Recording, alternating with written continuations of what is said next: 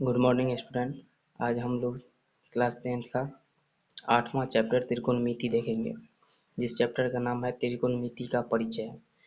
तो चलिए सबसे पहले हम देखते हैं त्रिकोणमिति होता क्या है। देखिए त्रिकोणमिति शब्द जो है कहाँ से आया है, सबसे पहले हम वो जानते हैं। चलिए त्रिकोणमिति शब्द जो है वो दो ग्रीक शब्दों ट्रिकोमेट्री, त्रिकोण और मेट्री से लिया गया है। क्या चीज़ से लिया गया है? त्रिकोण और मेट्रोन से लिया गया है, समझिए। तो चलिए सबसे पहले हम इसको लिख लेते हैं। त्रिकोणमिति जो है त्रिकोणमिति त्रिकोणमिति त्रिकोणमिति शब्द दो ग्रीक शब्दों ट्रोगोनोन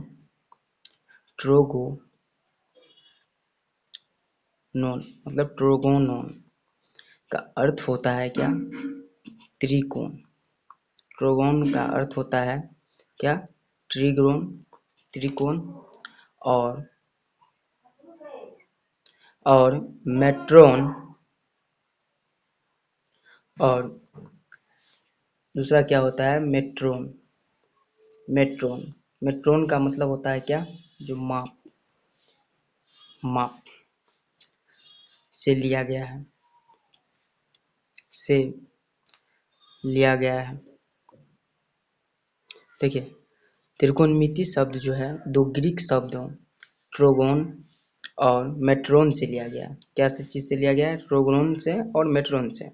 जो कि ट्रोगोन का मतलब होता है त्रिकोण और मेट्रोन का मतलब होता है कि माप। समझ गया? चलिए और आगे देखते हैं त्रिकोणमिति का। और देखिए त्रिकोणमिति का शाब्दिक अर्थ होता है त्रिकोणमिति का शाब्दिक अर्थ होता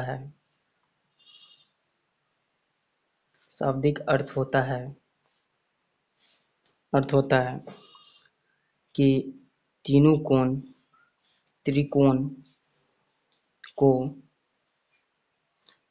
को मापने के आधार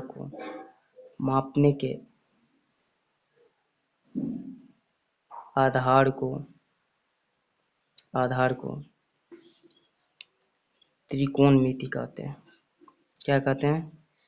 त्रिकोणमिति कहते हैं।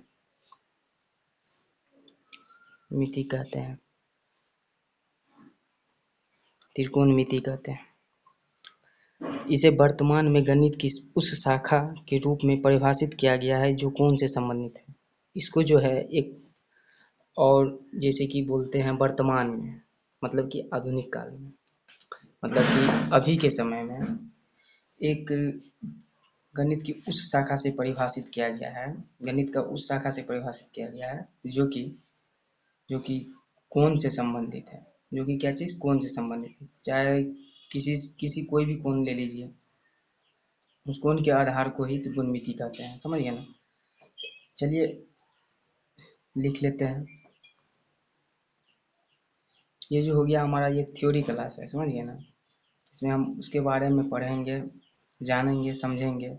उसके बाद फिर फार्मूला आएगा, फार्मूला को भी हम डिफाइन करेंगे, सिद्ध करके दिखाएंगे। एक एक फार्मूला को सिद्ध करके दिखाएंगे, जो कि यदि आप भूल भी जाएं तो सिद्ध करना सिर्फ इतना याद रहे, इस तरीक़ा से इसको हम सिद्ध करेंगे तो ये इसका फार्मूला ये आएगा। समझ गए? इसलिए सबसे पहले चलिए हम ये त्रिकोणमिति का ये फार्मूला देख लेते हैं, परिभाषा देख लेते हैं। त्रिकोणमिति आया कहाँ से, कौन लाया, कितने ईस्वी में आया, वो सब भी हम देख लेते हैं। तो चलिए त्रिकोणमिति कहते हैं इसे वर्तमान में, इसको जो है इसे वर्तमान में गणित की उस शाखा से, क्या है? गणित की उस शाखा उस शाखा के रूप में परिभाषित किया गया, उस शाखा के रूप में परिभाषित किया गया, रूप में क्या है, परिभाषित किया गया, परिभाषित किया गया, परिभाषित किया गया है, जो कौन से संबंधित है, जो क्या है, कौन से संबंधित है, जो कौन से संबंधित है, चाहे वो क्या हो, त्रिकोण हो या कोण के या कोण के आधार पे जो रहे, जो अन्य रहे, मतलब कुछ भी हो सकता है, जो अन्य रहे, संबंधित रहे, चाहे त्रिकोण या कोण के आधार पर जो अन्य रहे, मतलब कुछ भी रहे, कोई सा भी कोण के बारे में बोले तो समझ जाइए कि हमको त्रिकोणमिति का ही कोई क्वेश्चन है, या कौन से संबंधित जो भी रहे। चलिए इसका जो है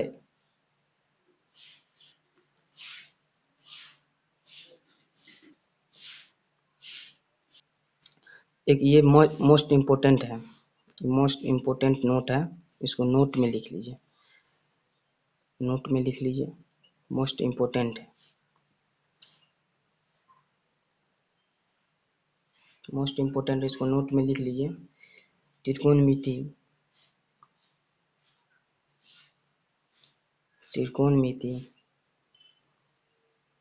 में आकृति के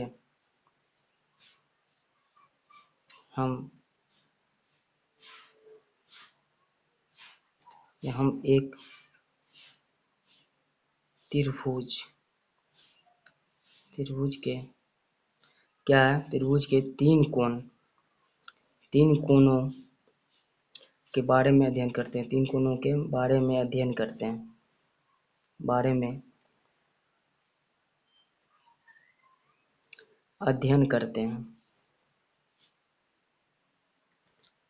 और इसके पक्ष के बारे में भी जानते हैं, क्या है, इसके पक्ष के बारे में भी जानते हैं, इसके पक्ष के बारे में जानते हैं। और एक बात, त्रिकोणमिति का किसी बच्चे को ये मालूम नहीं होगा, समझ गए ना, इसलिए ये मोस्ट इम्पोर्टेंट है, ये याद रखिएगा आप लोग। त्रिकोणमिति का जो आविष्कारक जो है कौन है, जे एफ हर्बट है। कितने ईस्वी में दिया था ये नियम, 1890 ईस्वी में दिया था। ये जो है जे एफ हर्बट है, त्रिकोणमिति का आविष्कार, और ये कितने ईस्वी में दिया था, 1890 ईस्वी में दिया था। ये 1890 ईस्वी में इसको सिद्ध किया था, समझ गए ना। और ये देखते हैं क्या कह रहा है, नोट में क्या दिखाए थे, त्रिकोणमिति में आकृति के हम एक त्रिभुज के तीनों कोणों के बारे में अध्ययन करते हैं, समझ गए। तो तीन कोण के बारे में अध्ययन करते हैं, तो चलिए पहले हम देख लेते हैं तीन कोण के बारे में अध्ययन करते हैं। तो तीन को कोण वाला त्रिभुज बनाते हैं। ये देखिए,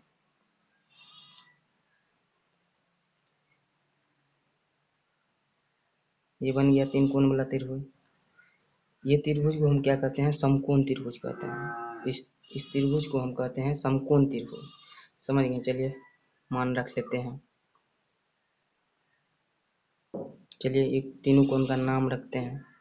पहला ए हो जाएगा, बी और ये सी। यहाँ पे देखिए, चूंकि ये जो है बी जो है हमारा ये 90 डिग्री, समझ गए, ये 90 डिग्री का एंगल है बी का। और ये जो रहेगा ये इसको हम बोलते हैं कर्ण, इसको हम बोलते हैं कर्ण। उसके बाद इसको हम बोलेंगे, नीचे वाले को बोलेंगे आधार, और इसको बोलेंगे हम लंब। इसको क्या बोलेंगे हम? लंब। सिर्फ अभी आप ये त्रिभुज सिर्फ देखिए, ये समकोण त्रिभुज हम बनाए हैं। इस त्रिभुज में देख लीजिए कि बी जो है 90 डिग्री है, बी जो है 90 डिग्री है, कोण है बी का कोण 90 डिग्री।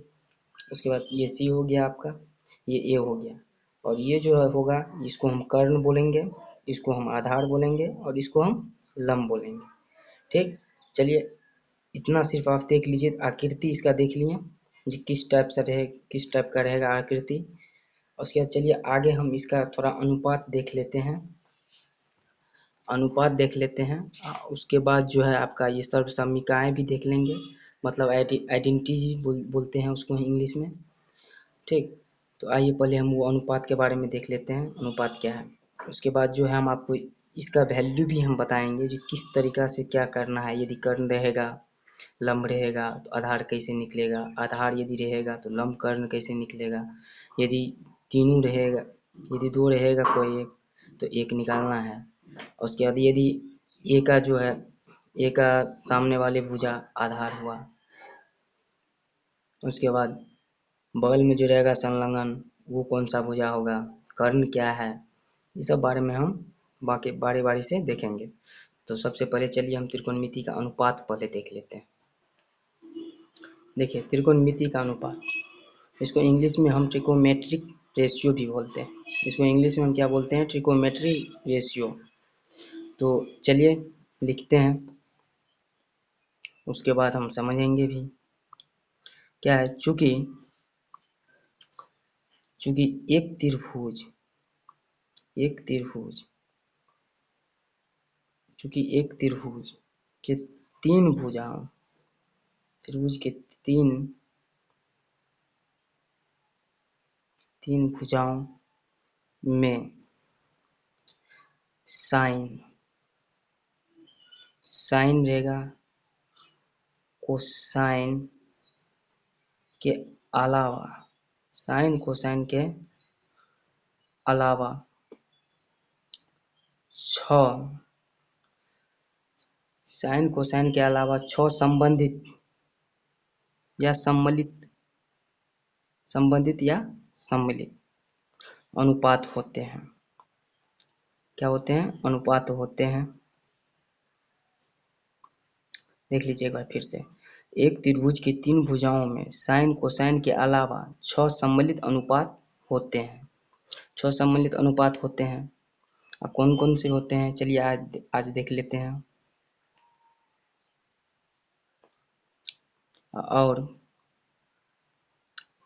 और कोण के टेंजेंट, कोण के टेंजेंट के अलावा क्या है?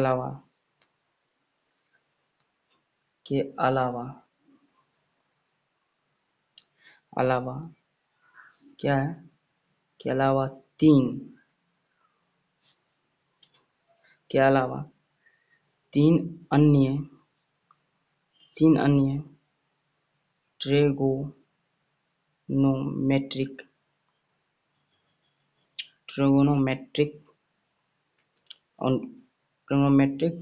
अनुपात होते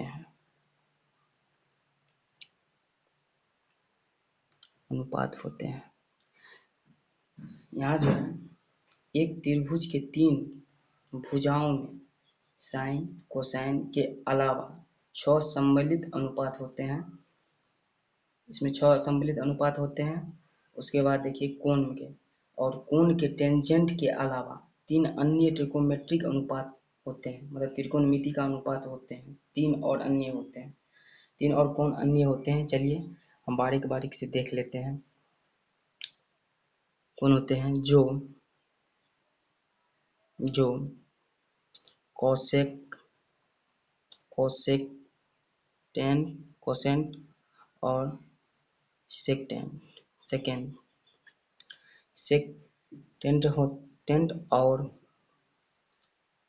और और कोण के और कोण के सहसंयोजक होते हैं। सहसंयोजक होते हैं जो इस प्रकार है। संयोजक होते हैं और क्या है, एक समकोण त्रिभुज एक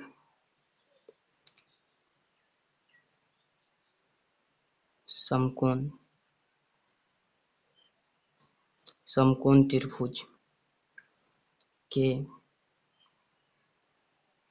तीनों कोण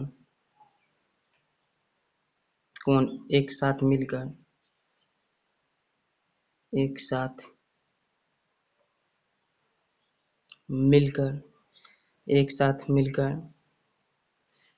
जो मान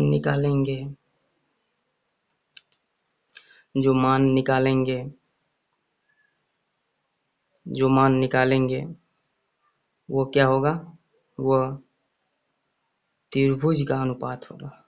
वह त्रिभुज का अनुपात है। वो क्या है, त्रिभुज का अनुपात है। तो चलिए एक बार देख लेते हैं क्या है। और कोण के टेंजेंट के अलावा 3 अन्य ट्रिगोनोमेट्रिक अनुपात होते हैं जो कोसेंट, सेकेंट और कोण के सहसंयोजक होते हैं। एक समकोण त्रिभुज तीनों कोणों एक साथ मिलकर जो मान निकालेंगे वो त्रिभुज का अनुपात होगा। समझ गए? तो चलिए अब हम वो त्रिभुज देख लेते हैं, समकोण त्रिभुज, और किस किस तरीका से किसका मान कैसे निकलेगा वो हम देख लेते हैं। चलिए सबसे पहले हम त्रिभुज देखते हैं। सबसे पहले हम एक समकोण त्रिभुज बनाते हैं। देखिए बन गया। इसका नाम रखते हैं ए, ये कोण का मान रखते हैं बी, ये कोण का मान रखते हैं सी। ठीक, चलिए ये जो कोण हमारा जो है सो क्या है, 90 डिग्री। समझ गए? इसको हम लोग बोलते हैं कर्ण, जो कि इंग्लिश में इसको हम बोलते हैं क्या, हाइपोटेनियस। इसको इंग्लिश में क्या बोलते हैं हम, हाइपोटेनियस। समझ गए? अब ये हमारा आ जाएगा आधार, इसको हम बोलेंगे बेस। इसको इंग्लिश में हम बोलेंगे बेस। और ये जो हमारा हो जाएगा लंब हो गया। इसको हम लोग इंग्लिश में क्या बोलते हैं, परपेंडिकुलर। क्या बोलते हैं, परपेंडिकुलर।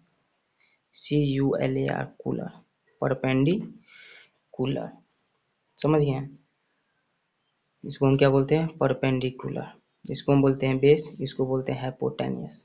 अब जो है देखते हैं, ये 90 डिग्री है। बी का क्या है, ये 90 डिग्री है। यदि हम कोई बोले जो ये हमारा 90 डिग्री हो गया, समझ गए, ये बेस और ये हाइपोटेनियस, ये लंब। एक समकोण त्रिभुज बनाया है ना, उसमें देखिए ये परपेंडिकुलर, ये हाइपोटेनियस, ये बेस। इसका एक ट्रिक आता है। चलिए एक ट्रिक देखते हैं, उस ट्रिक से हम जो है फॉर्मूला सॉल्व करते हैं। देखिए एक ये ट्रिक है, ये ट्रिक जो है ये है ट्रिक पंडित बद्री प्रसाद, हर हर बोल सोना चांदी तोल। समझ गए? क्या ट्रिक है, पंडित बद्री प्रसाद हर हर बोल सोना चांदी तोल। देखिए क्या है, लिखते हैं पहले, पंडित बद्री प्रसाद हर हर बोल सोना चांदी तोल। समझ गए ना? पंडित बद्री प्रसाद हर हर बोल सोना चांदी तोल।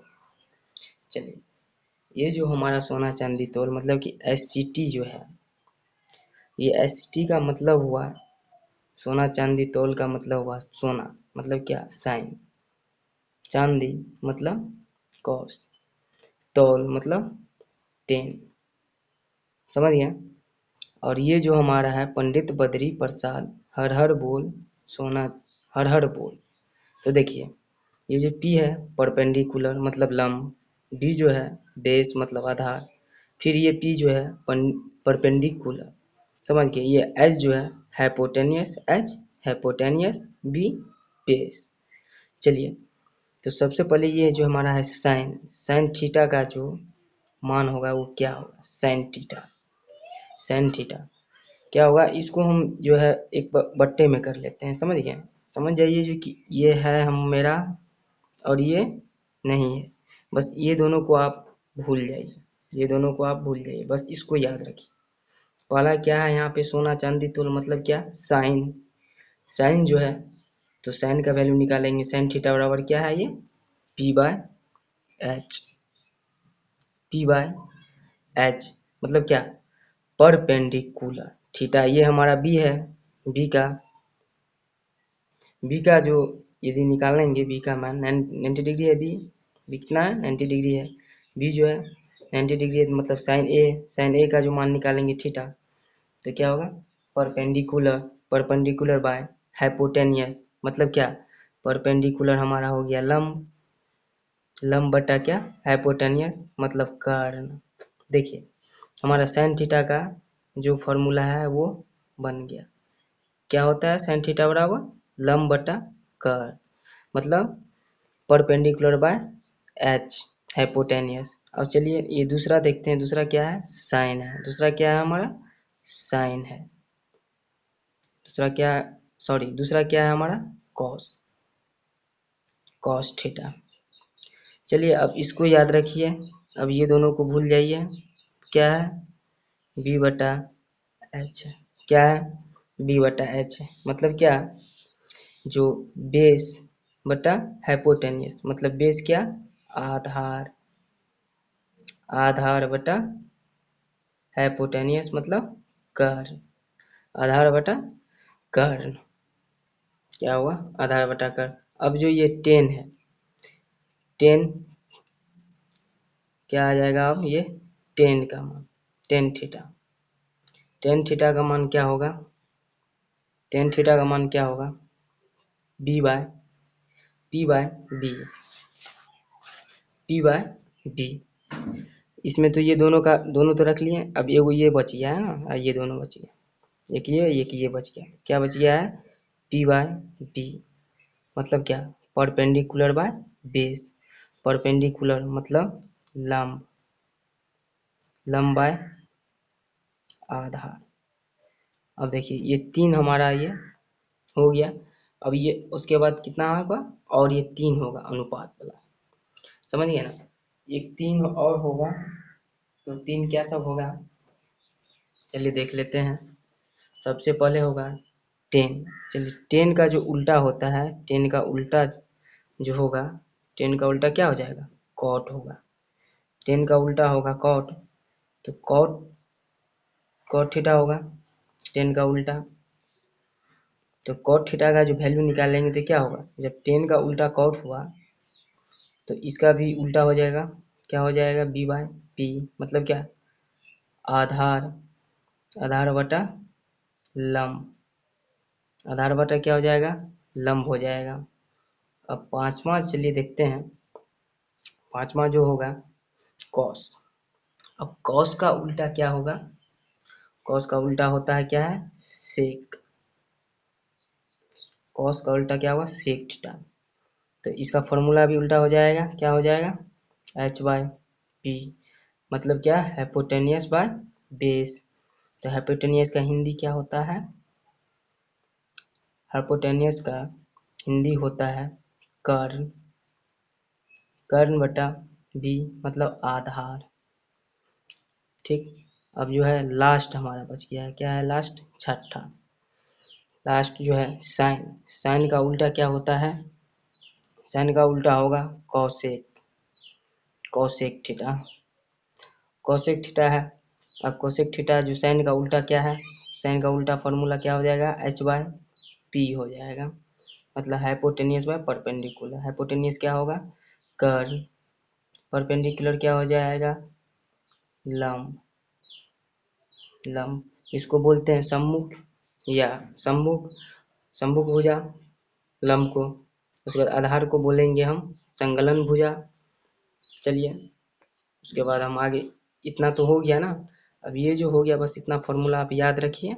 ये फॉर्मूला याद रखने के बाद क्या होगा, हमारा पहला चैप्टर 8.1 जो है बन जाएगा। तो चलिए उसका कुछ हम क्वेश्चन भी बनाएंगे और कुछ एग्जाम्पल भी देंगे। चलिए अब अगला देखते हैं आगे।